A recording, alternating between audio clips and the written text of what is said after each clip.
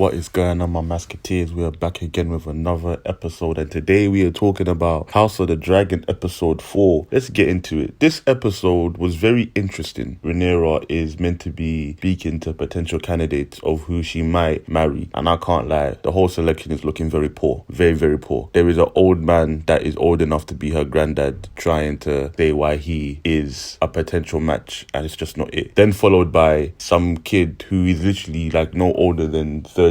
Yeah, it's just a shambles. But the funny thing is, they tried to disrespect him, yeah, and he didn't have it. My man's from the Riverlands, and he's out here really about that life. And it's funny because he gets disrespected by a bannerman of the Baratheon house. They square up. This version of Westeros, yeah, there's no rules. People are just getting shagged up anywhere, anyhow, because they get into a fight, they draw their swords, and no one's really stopping it. They're saying, like, please, like, don't fight, but no one's jumping in to stop them. And then next thing you know, the man who was talking all this shit before from House Baratheon is laid out, just got straight stabbed right through. And I'm like, okay, young guy, he's definitely gonna be a player later on. I feel it. When they do another time skip, when he's older, he's gonna be definitely cutting off heads. Rhaenyra's done with it. She just says, I'm going back to King's Landing. And we find out that essentially that was a tour that her dad had set up. So she's cut it early, and she's like 2 months early, essentially. She is now making her way back to King's Landing, and as she's on the ship, you see flipping Daemon fly by with his dragon, the Red Worm, and he's returned to court after his victory at the Stepstones. While he's there, he basically informs King Viserys that because of his victory, the people at the Stepstones named him King of the Stepstones and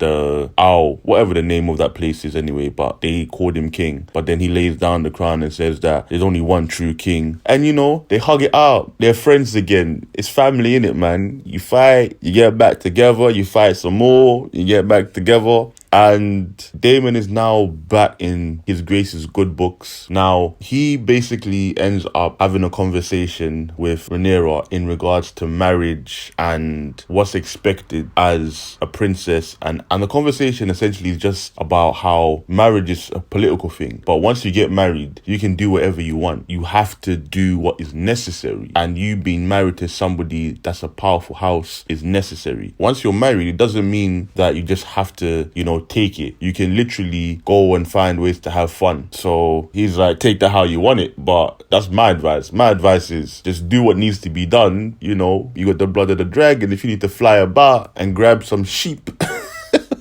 they do that. Later on, she basically gets like something delivered to her room, and it's like a satchel, and within the satchel there's clothes and there's like a parchment. And the parchment, it's got directions of how she can leave the quarters, because supposedly in her bedroom there's like a secret chamber. And I'm guessing all of the rooms have that, because how would he know that her room has that chamber as well? So it must be a case of where every room within the keep has got those secret chambers, just in case if you need to sneak out. I feel primarily it's because if the castle is ever attacked and you need to get the royal family out, then those passages are what they're there for. You know, Daemon, he uses them so he can sneak out and do dirt.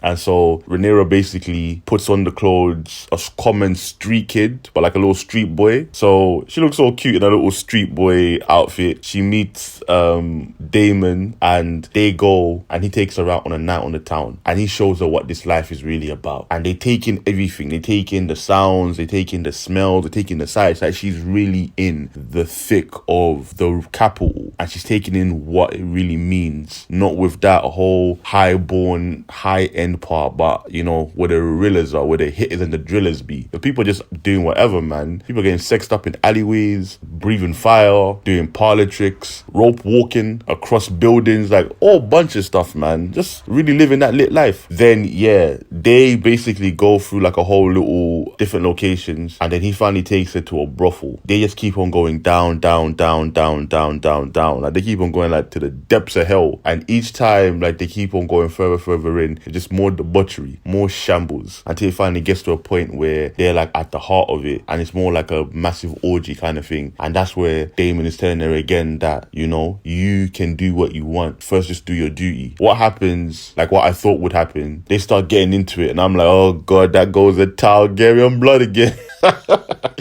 they're kind, but they be wedding sisters or cousins, man. So like nephew, aunts, uncle, niece, ain't too surprising. So they start getting into it. Ray ready, like she ready. Pulled the little boy trousers down. He had it all out. But then again, he couldn't do it. It goes back to previously when he was sleeping with his other prostitute. He couldn't finish again. I don't know if it's a psychological thing of where it's a case of he doubts himself and that's affecting his performance, or he didn't want to take Rhaenyra's virginity like this. I don't know which one it is. I don't know if it was a him personal thing, like he didn't want to do it, or like he can't do it because he's got his own mental battle. I don't know, innit, man, but he wasn't performing that day.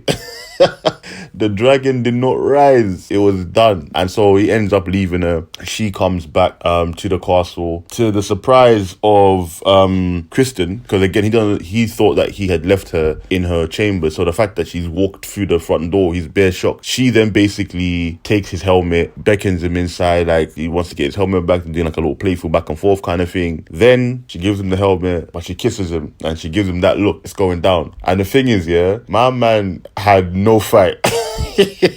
He had one no in him, and that's it. He literally said no once, yeah, and as soon as she pressed forward, he was done. All willpower gone. All the vows that he made to the 7 gods and to the king's guard, nah, he was done out here. He's like, listen, I'm dropping dick off and I'm about to tap the princess. Absolutely. And it comes to a point where like she leads him towards the bed, and by this point most of his armor is off, and he does like one final look at the door.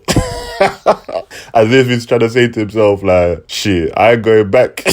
I ain't turning back. And sure enough, he did not turn back because he was fully involved. He was there 100%, man. And he was with it, man. He was with the shit. And he was out here, man, just getting him some good old Targaryen queen pussy, basically. There was a lot of fallout as well, like, in the episode because of the events that happened. A lot of fallout. And it was interesting to watch. Let's get into the good of the show. Honestly, I feel, again, it was a case of there was so much just in terms of the story. Like always, Game of Thrones and House of the Dragon, it's very character driven. And in this episode, we see people's own personal motivations. We literally got to see into everybody's mindset yet again, and just how everything is coming together and falling apart at the same time. Listen, I can't lie to you. Viserys, he's done out here, man. This man is literally just falling apart. Everything that he is trying to hold together is just not holding. He's weak at this point. He can't win. He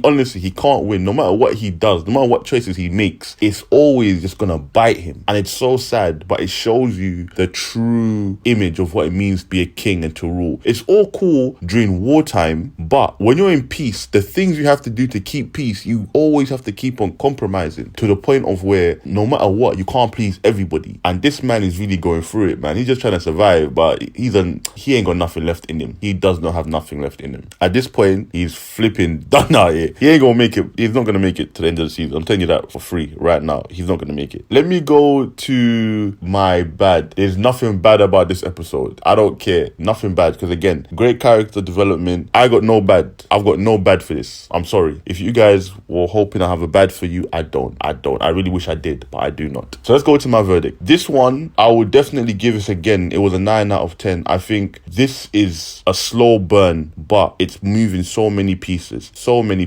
Let me just say this, yeah. Man like Otto, yeah. Otto shot for the stars and it kind of backfired on him. But the weirdest thing is, he's not wrong. Like, that's the thing about House of the Dragon. There is no right and wrong. There's so many great areas. But what he did and what he reported on was right. He should have done that. The only problem is the way it appeared, and as well in regards to how people view some of his political ambitions. And that's where it's looking a bit mad for him. But because of the decision that was made by Viserys, this is going to go very left very quickly. And now Otto, who would be on his side, has now been put in a position where he now has to think about himself and his family. And we already know how it works in Game of Thrones. When people are selfish, that normally means you got to kill next people. We're going to see what really happens with that. But it's definitely turning up.